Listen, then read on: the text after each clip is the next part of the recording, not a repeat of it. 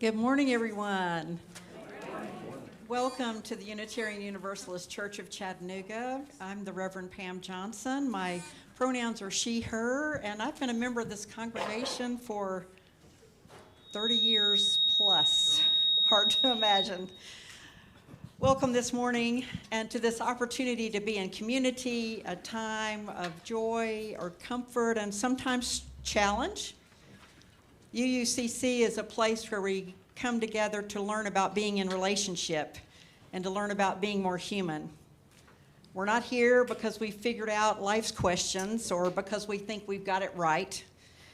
We come here to learn and to be vulnerable, to learn how to forgive and to develop trust and compassion for one another. And we are so glad that you're here with us this morning. Today we welcome Anna Tulu to our pulpit. Her pronouns are she, they. Anna is the intern minister at the Unitarian Universalist congregation in Blacksburg, Virginia, and she's currently in her final year at Meadville Lombard Theological School, which was the seminary I attended as well. In her former life, she says that she worked in the arts and in human resources, but more importantly, she is mother to 3 amazing children and partner to 1 awesome human. Anna will lead us in our chalice lighting this morning.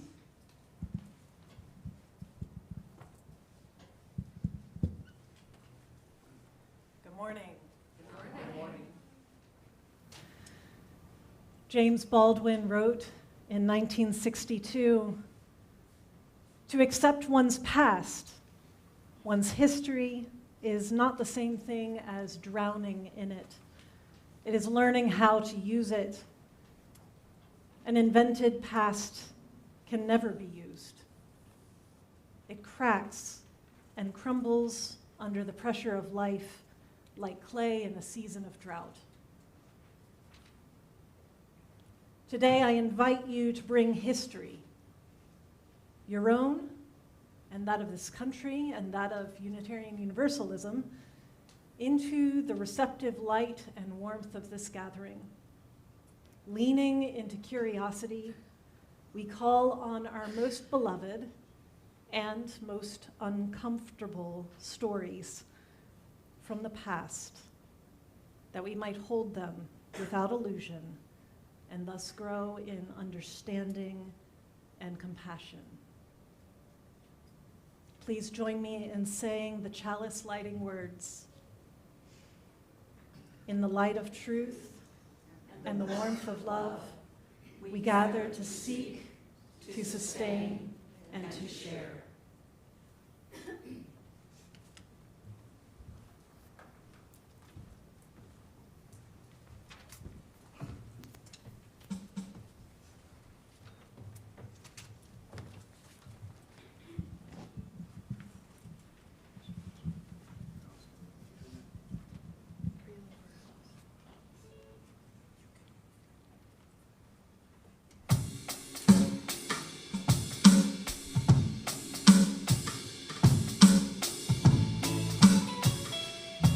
Everyone, please stand up.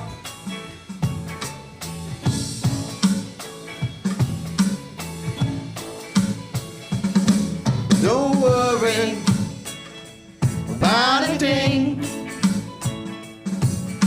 'cause every little thing is gonna be alright.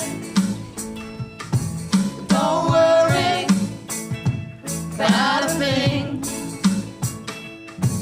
'cause every little thing is gonna be alright. Rise up this morning, smile with the rising sun. 3 little birds pitched by my doorstep, singing sweet songs, melodies pure and true. Singing, this is my message to you. Don't worry about a thing, 'cause every little thing is gonna be alright. Don't worry about a thing,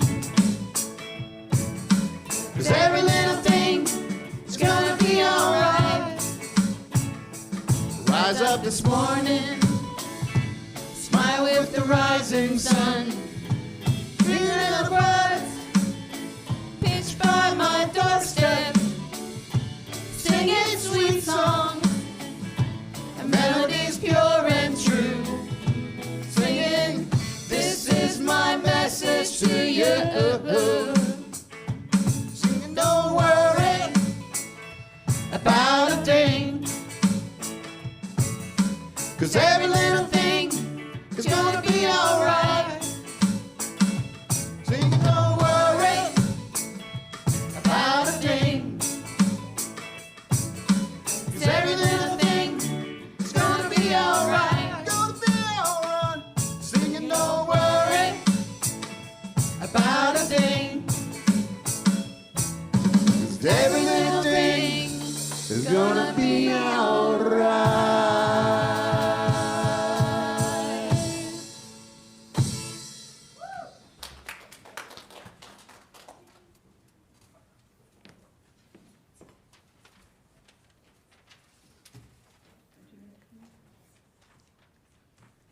No, you're fine.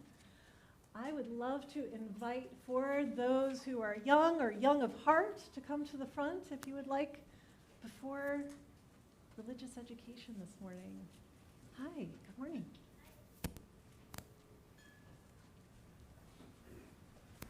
So my name's Anna. It's nice to meet you. I wanted to talk to y'all a little bit. I know we've been talking about Black History Month, right? And some of the history of people in our world that we might not have even known about. I heard you might have learned about Legos and where they come from. So one of the things that I've been thinking about a lot this week is our family histories. I have a weird last name. My last name is Tulu, and that's French. And do you know what it means? Does anyone want to guess?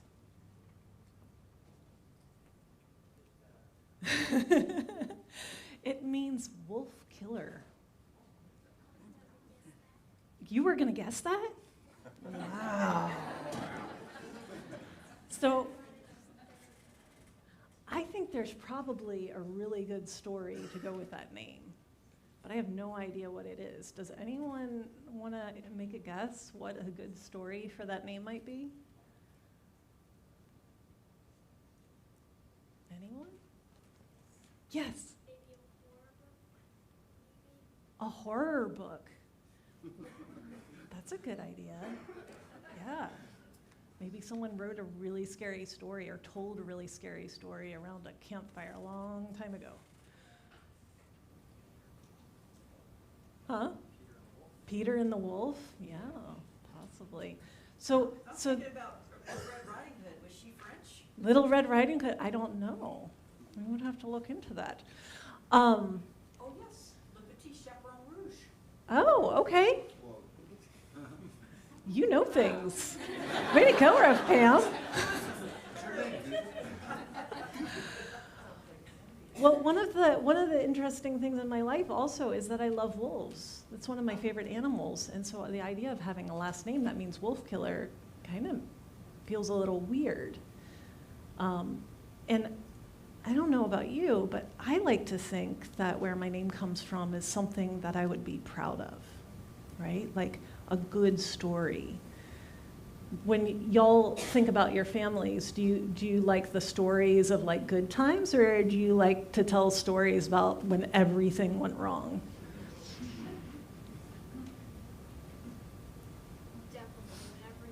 You like the stories when everything went wrong.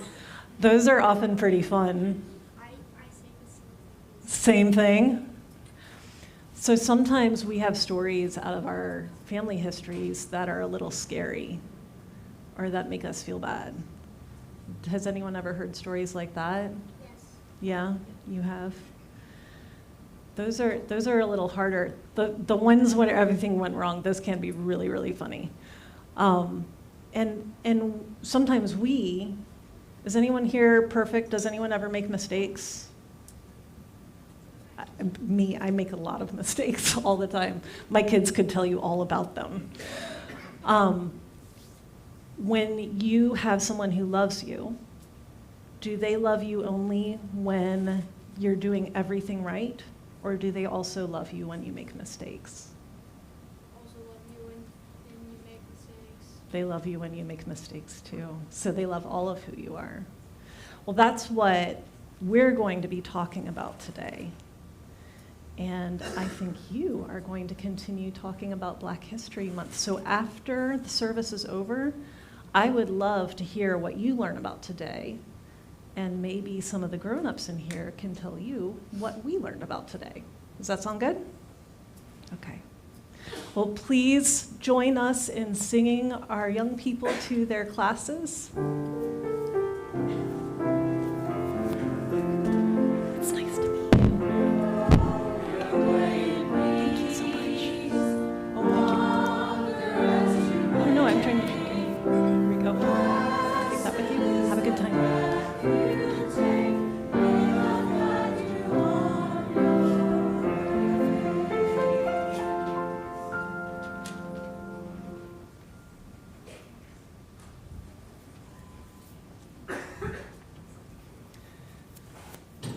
I invite you to find a comfortable position. Soften your gaze, or if you're comfortable doing so, feel free to close your eyes. Notice your breath.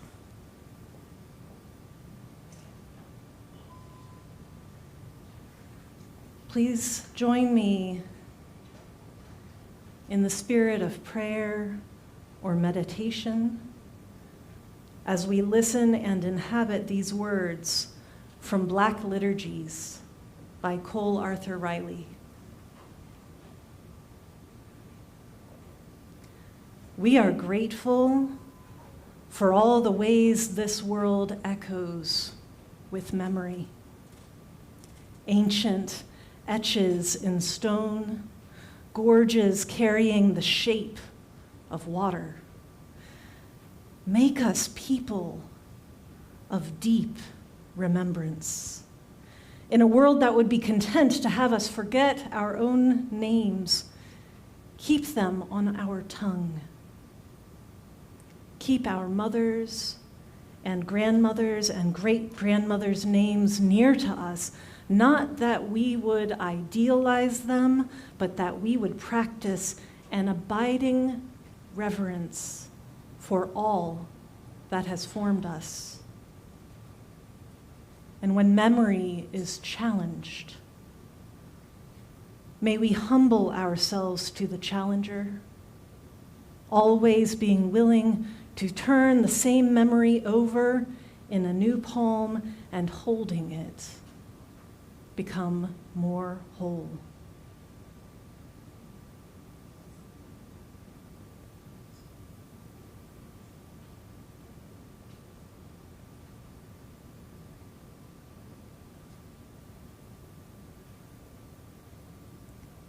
As you feel led,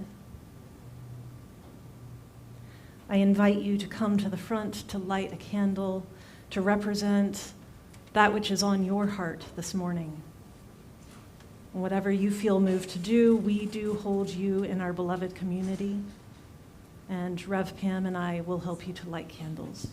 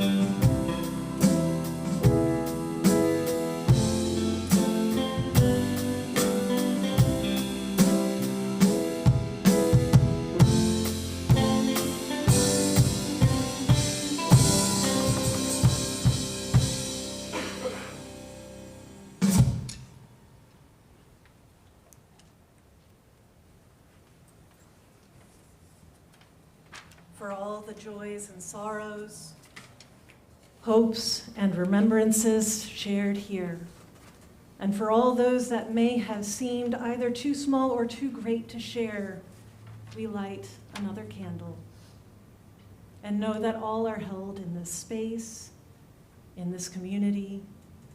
We hold them in our hearts.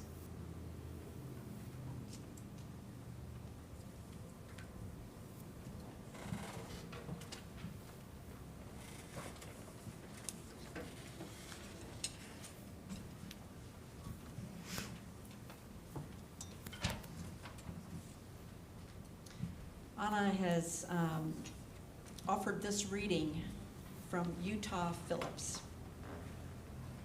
Time is an enormous, long river, and I'm standing in it, just as you're standing in it. My elders are the tributaries, and everything they thought, and every struggle they went through, and everything they gave their lives to, and every song they created, and every poem they laid down flows down to me. And if I take the time to ask, and if I take the time to see, and if I take the time to reach out, I can build that bridge between my world and theirs. I can reach down into that river and take out what I need to get through this world. Bridges from my time to your time, as my elders from their time to my time. And we all put into the river, and we let it go, and it flows away from us until it no longer has our name, our identity. It has its own utility and its own use. And people would take what they need and make it part of their lives. So ends the reading.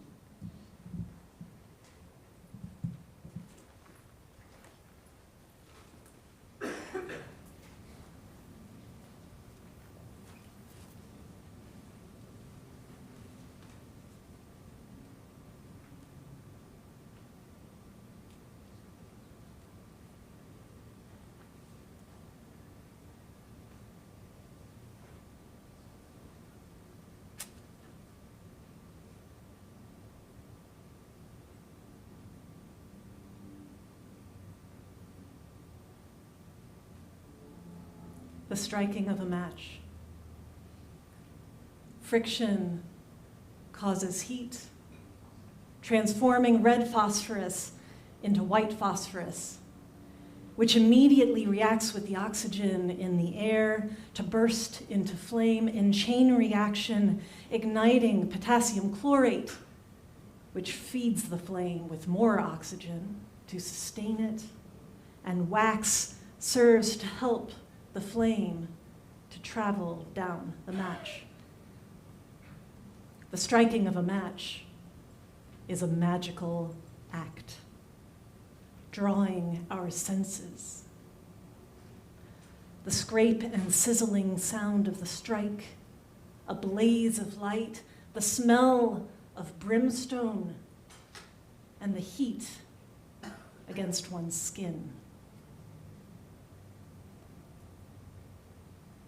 The lighting of a chalice has been a common ritual in Unitarian Universalism since the 1980s, and it is an exercise in imaginative wonder to think how many chalices have been lit since then in boardrooms, in sanctuaries, in RE classrooms.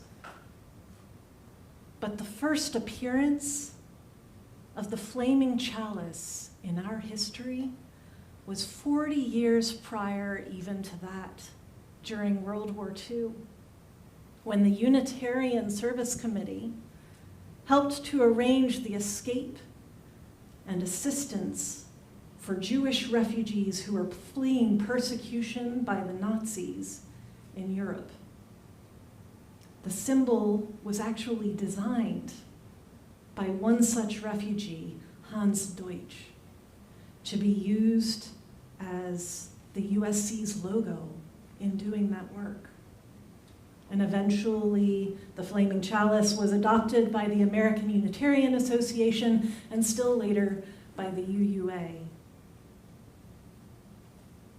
Many Unitarian Universalists love this story, a heroic story of our Unitarian ancestors risking their own safety and security to help, of the courage and the tenacity of the refugees, and all acting together in defiance of oppressive and brutal powers. Stories like this glow like a flame.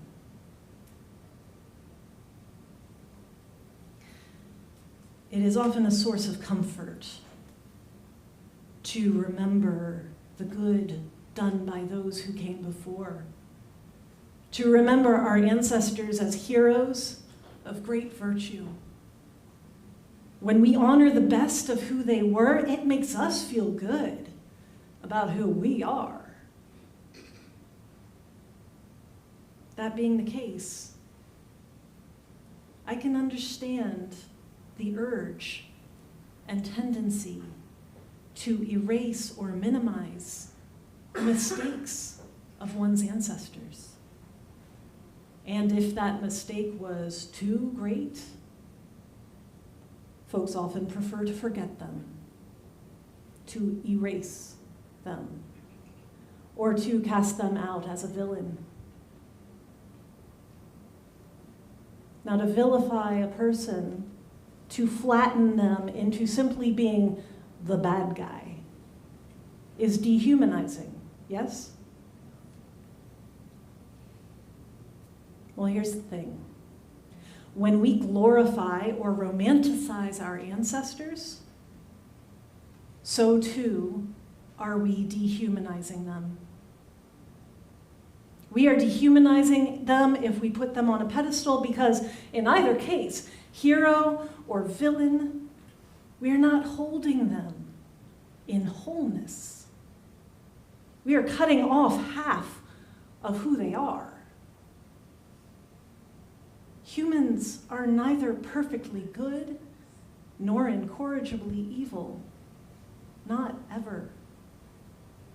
And yet we often seem to think that we honor our ancestors by denying half of who they are. But if we accept that we are the legacy of all who came before, that we are inextricably connected to all who came before, then denying half of who they were also means denying half of who we are.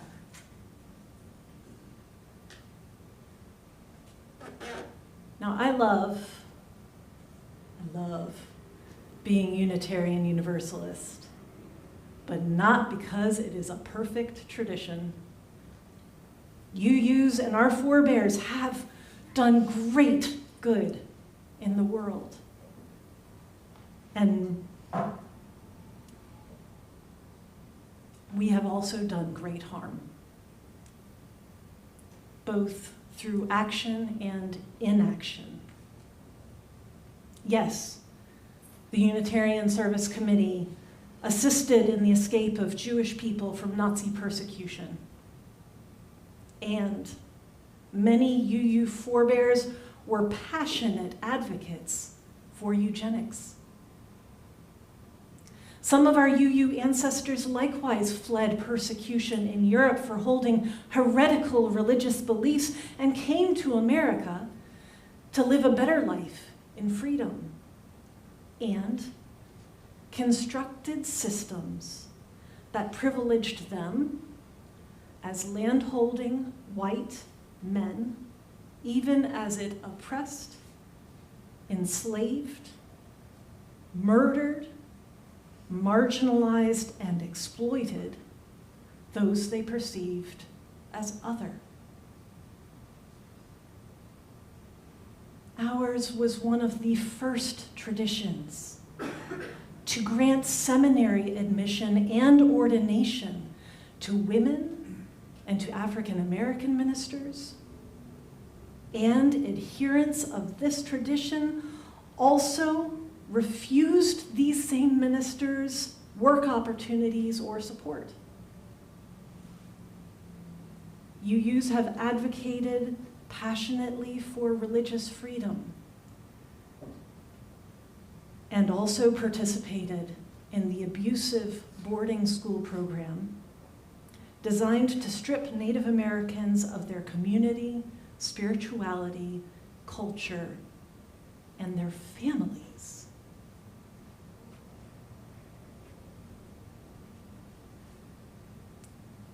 It's a lot. And it is right and fitting that we celebrate the good. And it is essential that we grieve and lament the harm. For that legacy has shaped us just as much. And to deny it would mean that those mistakes and those harms were lessons wasted and lost. We do neither good, nor love, nor honor to our ancestors by denying half of who they were. And I want to be very clear. For those among us who have been harmed by those who came before, for those among us who have experienced personal or generational trauma, that I am not suggesting that we love their mistakes, nor condone the harm that was done. Wrong action needs to be named. Love requires accountability, and harm needs reparation. Love requires that we come to terms with the messiness of our pasts.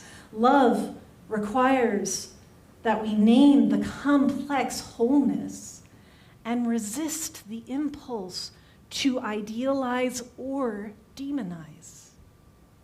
We as Unitarian Universalists and as individuals have been shaped just as much by virtuous acts as by damaging ones, as much by the mistakes we made as by the things we got right. We have been shaped as much by the hammer and the chisel as by the tender caress. We inherit from our ancestors not only all the ways that they have held us, all the things that they have been and done, we are shaped also by how we hold them. If we can only acknowledge a perfect version of those who came before, is that all we can acknowledge in ourselves?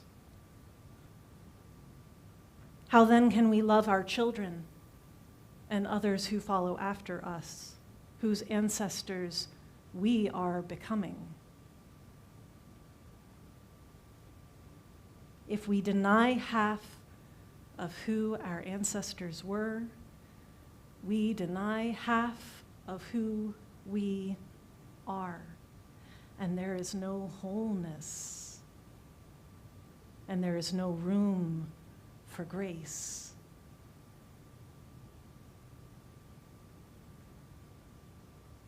I love our UU heritage, not because it's perfect. Perfection should not be expected of anything human. I love it because it is decidedly not perfect, because we screw up and we name it and we keep trying. We keep trying to learn from our past and current mistakes. We keep trying to build on our successes. We keep trying to live into our values as we teeter between heritage and legacy.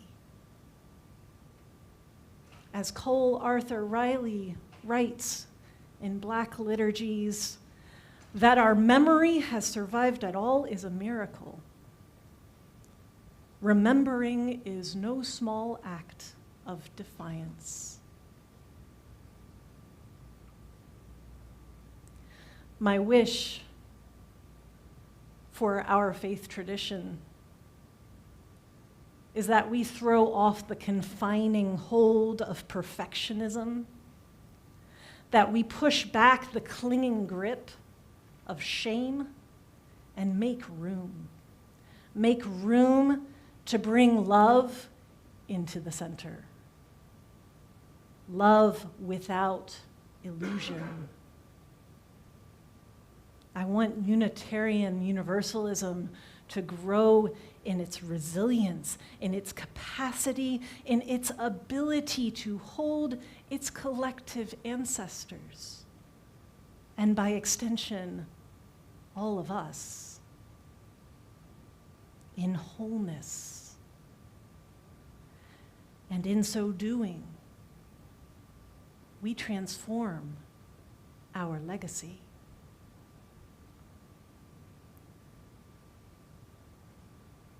When you use light the chalice, our chalice lighting words often focus primarily on the light, the warmth, the flame, the fire. The striking of a match is a magical act. But the chalice is just as important, for it is a vessel open and receptive, capable of holding whatever we put into it, all of it, all of us. And it is from this authentic wholeness that grace can bloom.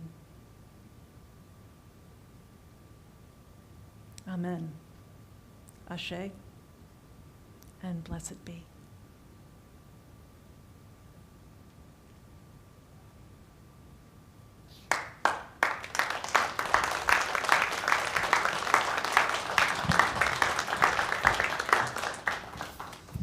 I invite Judith Pedersen-Ben forward to give us our social justice moment.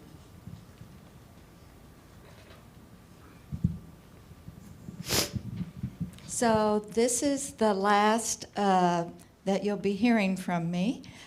Next month we'll have another speaker, but our topic is those who are unhoused or homeless. So I'm going to start out by giving you just a few details that you might not know. The National Law Center on Homelessness and Poverty states that each year approximately 3.5 million unique individuals experience homelessness in America. 1.35 million, or 39% of them, are children. So in Tennessee, in January of 2022, they estimate that there were 10,567 people who were homeless. And the homelessness has arisen since 2020 by 45.6%. 45.6% more homeless people. And in Chattanooga, they estimate, because it's not always easy to find the homeless, that there are over 4,000 homeless each year in Chattanooga. So the assumption in our society is that often that it's homelessness is caused by a person's inability to make the right choices for theirself. And this simply maybe a bit, but mostly homelessness arises from these things, according to the National Coalition for the Homeless: poverty, eroding employment opportunities, lack of or a decline in public assistance, and the lack of affordable housing. It's economics, folks. It's not just a personal thing. It's also about our own economy. So I just want you to remember what I've said in the past about how the discriminatory, our political and economic, how discriminatory those things have been. So when I read these statistics, you will understand why. 42% of the homeless population is estimated to be African American. Remember what I said earlier about how they've been discriminated against all along? So it makes sense that that would still be happening. And then we go on down to 39% for white folks, because there's a lot more white folks, and then Hispanic and Native American and Asian. But we can see how the discrimination continues to follow in homelessness. So you all, I think it's still back there on the table. There is a sheet that tells you what you can do. What can you do to advocate for and assist people who are homeless? Now, I just want to suggest at the end that there are some personal things that we can do that aren't working with agencies. Sometimes the smallest thing is the best thing you can do. Look homeless people that you see on the street in the eye. Say hello. Ask them how they are. Ask them their name. And if you want to do something for them, ask them what they need. Don't assume you know what they need. And I'm just going to leave you with this month. Any of us could be homeless. So when you see a homeless person, have some compassion for that. Thank you.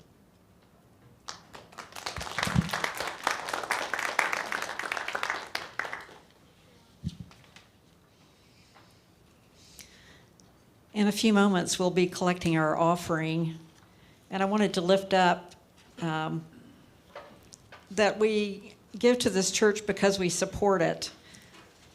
It's sustained by all we can bring to it, so that includes our time and our energy and our resources.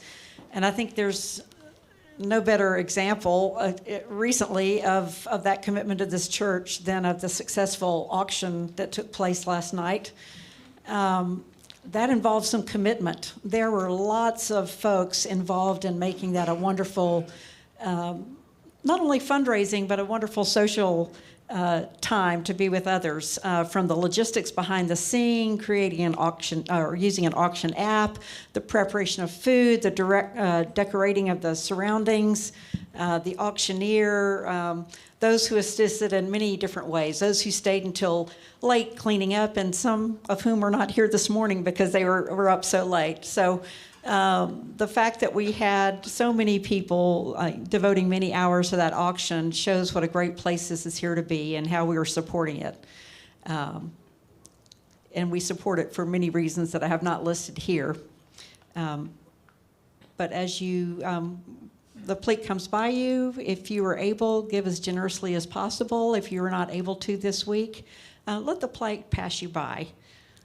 The offering will now be gratefully received.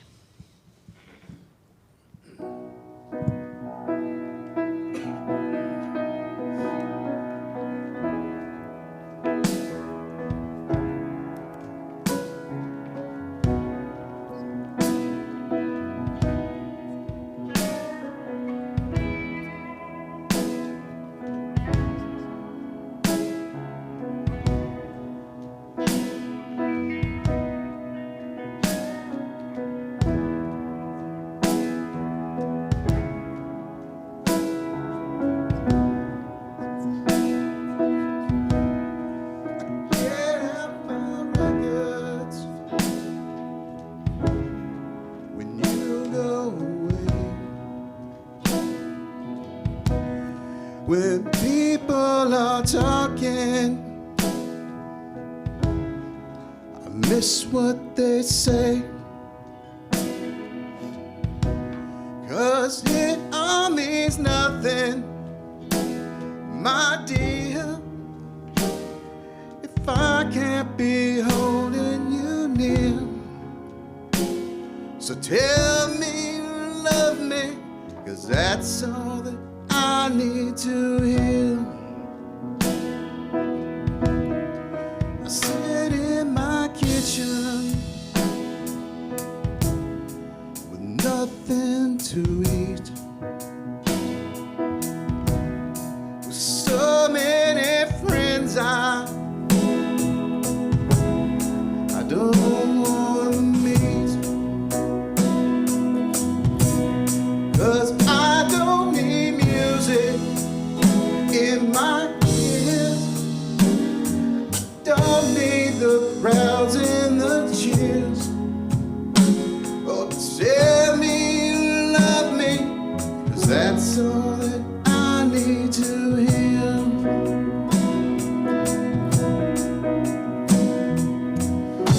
I've been told so many times before, but hearing it from you means much more, so much more.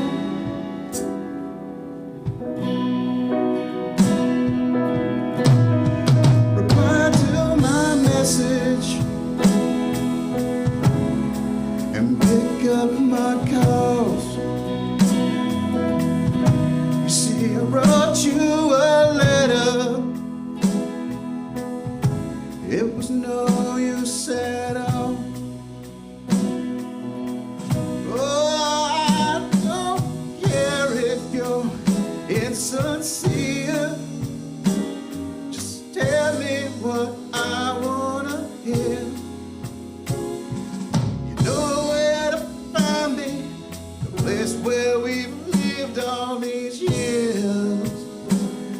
Oh, tell me you love me, 'cause that's all that I need to hear. Oh, tell me you love me, 'cause that's all that I need to hear.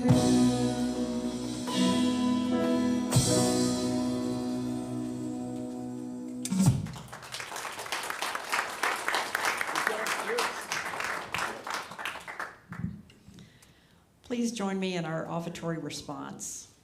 We give these gifts freely, committed to our mission to care, create beloved community, awaken hearts and minds, resist injustice and act with compassion, embrace life and care for the earth.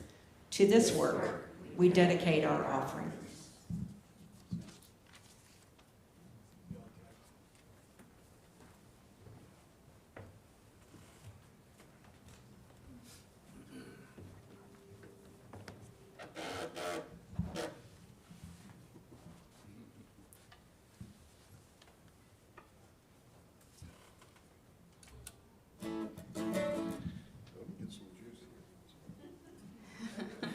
While he's getting the juice, we invite you to rise and give him the juice kind of with your participation.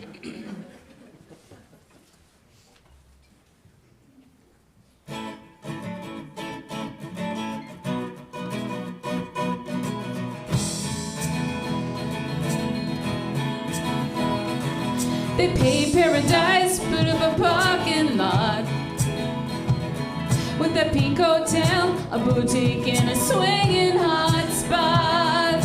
Don't it always seem to go? Don't know what you got till it's gone. They paved paradise, put up a parking lot.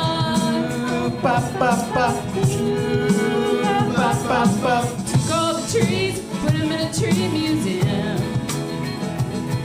And they charge the people $1.50 just to see them. Don't it always seem to go? You don't know what you got till it's gone. They pay paradise, put a parking lot. Hey, bummer, bummer,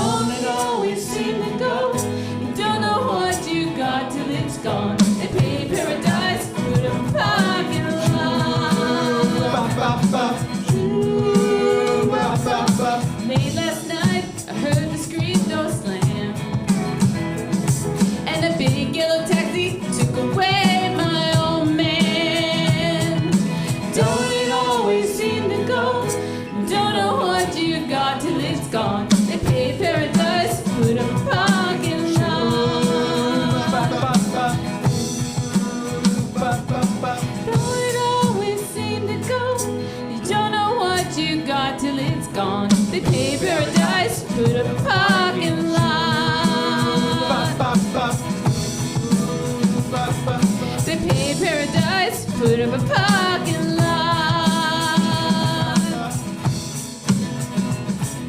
The paper doors, put up a parking lot. Woo!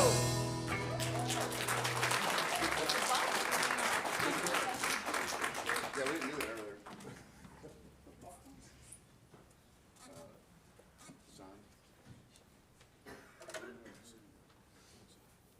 As we go forth from this place, let us carry within us not only the fire of commitment, the light of truth, the warmth of this community, so too let us carry within us the chalice.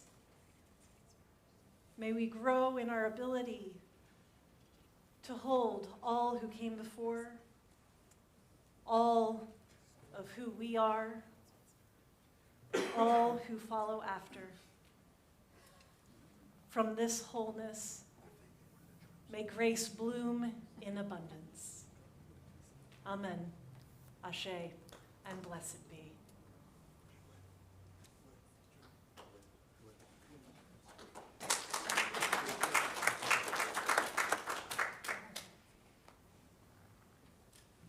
Please join me in our words for extinguishing the chalice.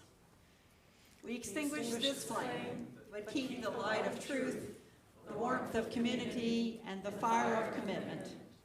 These we carry in our hearts and share with all the world.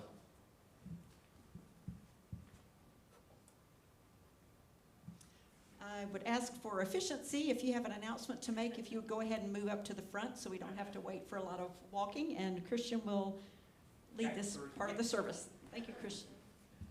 Okay, who has some special announcements? Oh, wow. I think, isn't there a special announcement about the back? I'm not sure. Okay, then I'll start in the meantime. Tomorrow, 6 p.m. Monday yoga in here. Everybody is invited. It's free with donation. This coming Wednesday, we have at 6 o'clock the Wednesday potluck. Everyone's invited. Bring some food along if you can. If you're hungry, come for the evening. Don't eat at home. Eat with us. And then at 7 p.m. there's also kind of a board meeting. This for this coming Sunday, kind of choir rehearsal will be again. Everybody is invited at that time after 9 a.m. And then the lunch and learn after the service. So, do you have a topic? You want me? Everybody should see Terry and give her big applause for working endlessly on this auction. Most of you have probably already seen, but we do have a few leftover items that we're selling in the back. There's some physical items, and then there's some tickets and services that aren't as easy to see, but we've got the iPad going and you can look on there, and it would be nice if I didn't have to take anything home to try to sell on Craigslist. It would be really great. So if you want to help me out, check it out back there and see if you don't need something else. Thank you. Well, just kind of to pencil into your calendar, after the party is before the party, so Saturday, March 30th, we're going into our second round of dinner and party. It's hippie time. It's 1960s hippie time. March 30th in the evening. Anybody who wants to participate, help with setup, with food, with any other ideas, please see me as I'm starting kind of to collect the group for that. So everybody else is definitely expected to be there on that evening, and bring just your closest 20 friends. With that in mind, and with a big thank you to the group. Could you introduce them to us? Sure. My name is Chris Boshears. I've been going here for about 16 or so years. I'm not here very often, but now that I'm playing music, I'll be here a little more often. My name's Limbo Shears, and I get him to show up when they ask him to play. John Mowbray. I've been in Chattanooga for about 5 months now. Roger Davis, drums. And John Littlefield. And hi, I'm Farron. I'm also the office administrator. We also have a star running sound back there. Give it up for Gary. And Bill. Bill.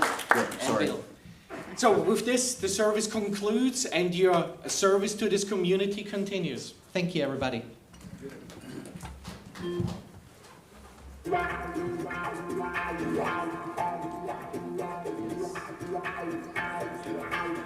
Y'all enjoy your day.